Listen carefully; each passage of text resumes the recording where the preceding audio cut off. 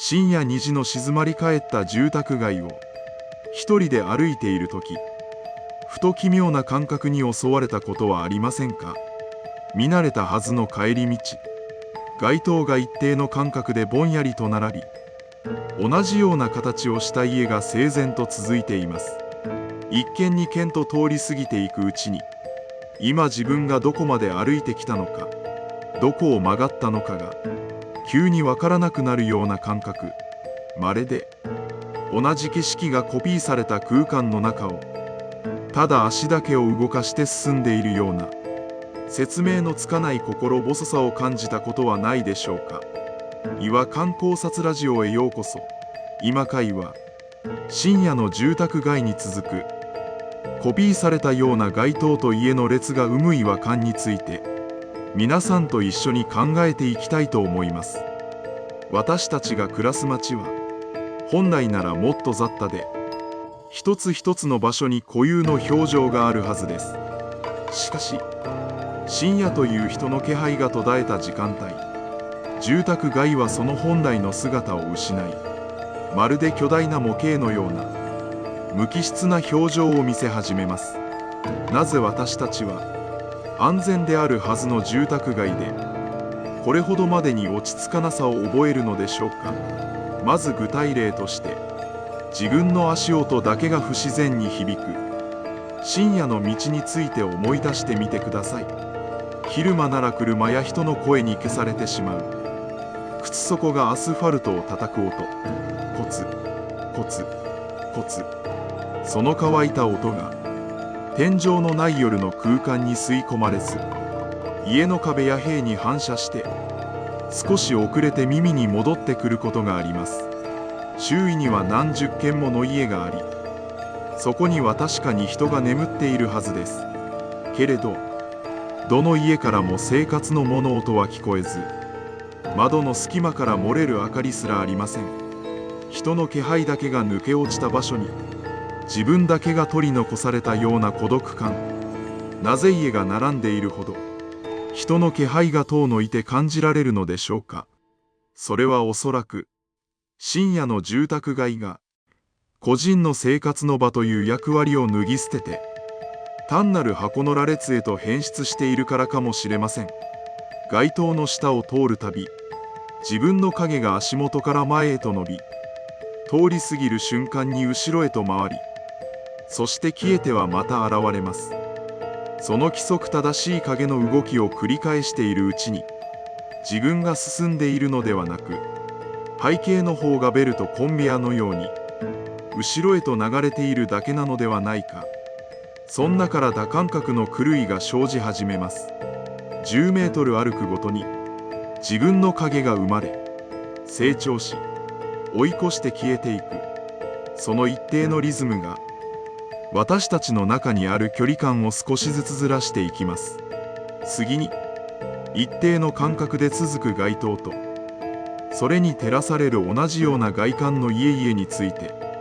深く見ていきましょう。最近の分譲地や新興住宅街では、家のデザインや外壁の色、庭の広さやポストの形までが驚くほど統一されていることがあります。昼間に見ればそれは美しくと整った街並みです。しかし深夜、街灯の光だけが唯一の手がかりとなる時間帯、この統一感は少しずつ不自然さを帯びてきます。角を曲がっても同じ形の白い塀があり、同じ色の玄関ドアがあり、同じ位置にカーポートがあります。10メートルごとに配置された街灯は全て同じ高さから全て同じ色温度の光を地面に落としています。まるで素材を何度も使い回して作られた偽物の街に迷い込んだような感覚。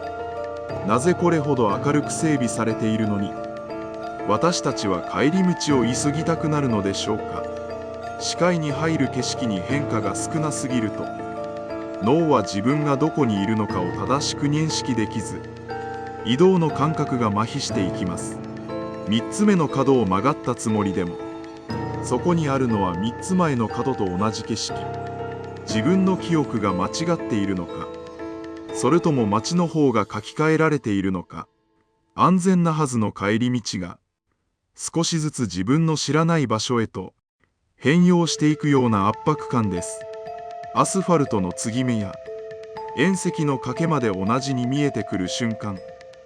私たちはいつもの現実から少し外れたような宙ぶらりんな感覚に陥ります。この感覚は曲がり角に差し掛かった時にさらに強くなります。深夜の住宅街では一つ角を曲がるだけで景色が大きく変わるはずです。けれど実際に曲がってみると、そこにもまた同じような家が並び、同じ高さの街灯があり、同じ色の塀が続いていることがあります。さっき見たはずの家と今目の前にある家の違いが急にわからなくなるのです。表札の位置、玄関先の植木鉢、駐車場に止まった白い車、窓の形、2階のベランダ、どれも少しずつ違うはずなのに、深夜の薄い光の中では全てが同じ記号のように見えてきます。普段ならあの家の角を曲がればもうすぐだ、この電柱が見えたらあと少しだ、そんな小さな目印を頼りに歩いています。しかし深夜にはその目印たちが急に頼りなくなります。スマートフォンの地図を開けば現在地は確かに表示されています。青い点はいつもの住宅街の中にあります。けれど画面の中の地図と目の前に広がる静かな家並みがうまく重ならない瞬間があります。地図では分かっているのに体の感覚では分からない、そのズレが深夜の住宅街の心細さをさらに濃くしていきます。人は道に迷っている時だけ不安になるわけではありません。道を知っているはずなのに、その確信だけが薄れていく時、もっと静かな不安を感じます。ここは知っている場所のはずだ。でもなぜか少し違って見える。その小さなズレが一歩進むごとに大きくなっていくのです。ふと後ろを振り返っても、そこにはやはり同じような街灯と同じような家の列が続いています。来た道もこれから進む道もほとんど同じ顔をしている。そう気づいた瞬間、自分が前に進んでいるのか、同じ場所の周りを回っているだけなのか、一瞬だけわからなくなります。深夜の住宅街が落ち着かないのは何かが現れるからではありません。何も起きていないのに風景だけが静かに反復し続けるからです。変化の少なすぎる景色は安心を与えるどころか、自分の位置感覚を少しずつ薄めていきます。その時住宅街は帰るための道ではなく、同じ場面を何度も繰り返す静かな迷路のように見えてくるのです。そしてこの違和感をさらに深めるのが真っ暗な窓の列です。住宅街を歩いていると、無数の四角い窓が自分を取り囲んでいることに気づきます。カーテンは閉め切られ、中には明かり一つありません。けれどその暗いガラスの向こう側には確かに誰かがいて、静かに眠っているはずなのです。誰かに見られていると断定できるほどの気配はありません。しかし無数の真っ暗な窓がまるで閉ざされた目のように自分の方を向いている。その静かな存在感にこちらの意識が不自然に引っ張られるような落ち着かなさを覚えたことはありませんか。見られてはいないはずなのに、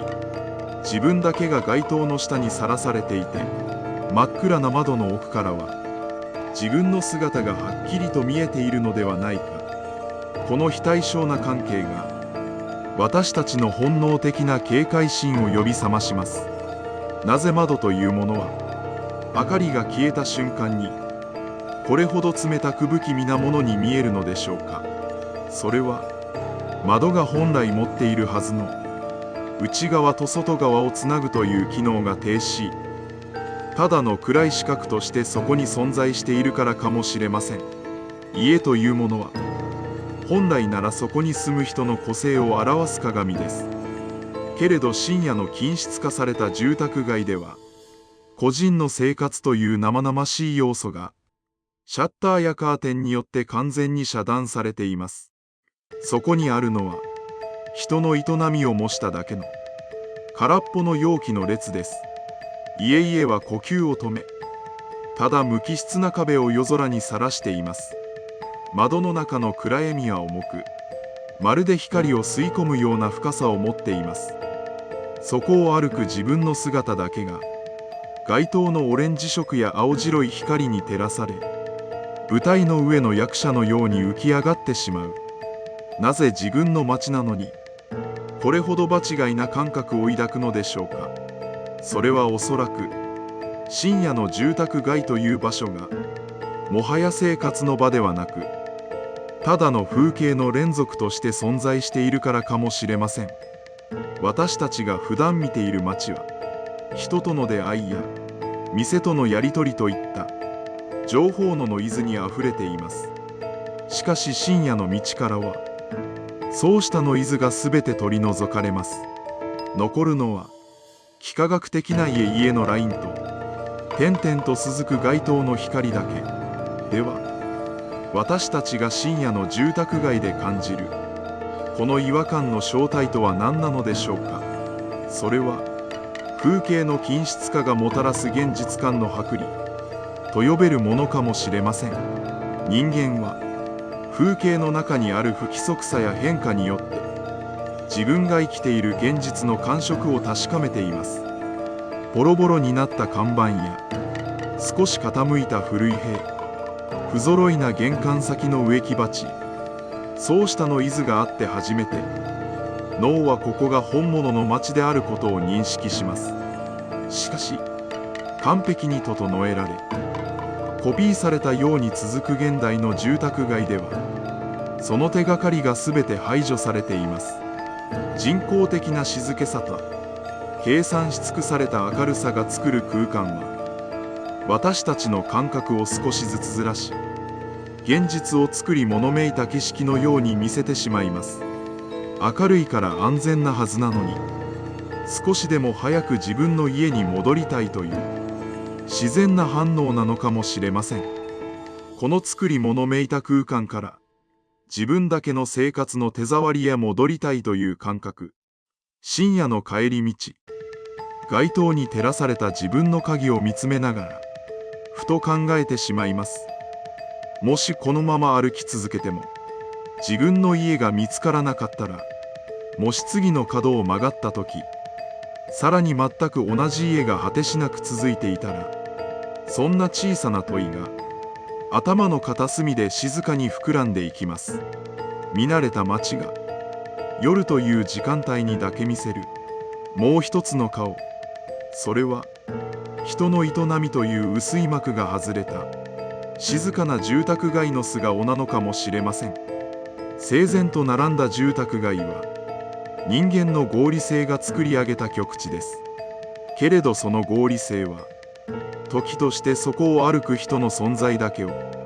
妙に浮かび上がらせてしまうことがあります。同じ景色を繰り返す道は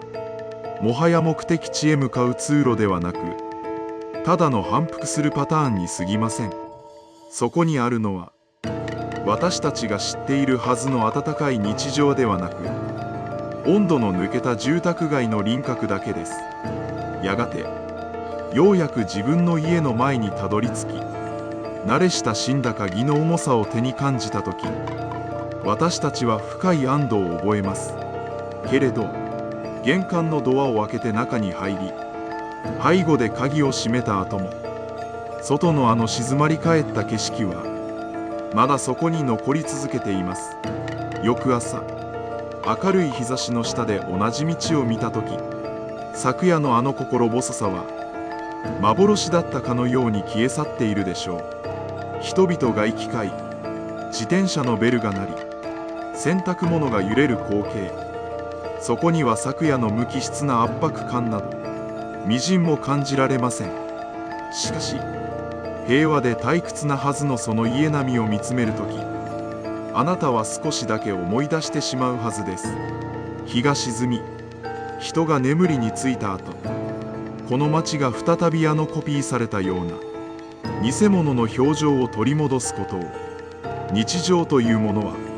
実は薄い膜一枚の危うさの上に成り立っているのかもしれません。太陽の光がある間だけ、私たちはこのシステムを生活と呼んで信じ込んでいるだけなのかもしれません。夜の静寂が降りるたび、住宅街は昼間とは違う顔を見せます。次にあなたが深夜の帰り道、街灯に照らされた同じような家の前を通るとき、少しだけ周囲の音に耳を澄ませてみてください。真っ暗な窓の列があなたの背中を見送っているその感覚を肌で感じてみてください。あなたが感じたその落ち着かなさは決して気のせいではありません。見慣れた景色の裏側に潜む日常の輪郭が崩れる瞬間に、あなたはほんの少しだけ触れてしまったのです。それではまた次の違和感でお会いしましょう。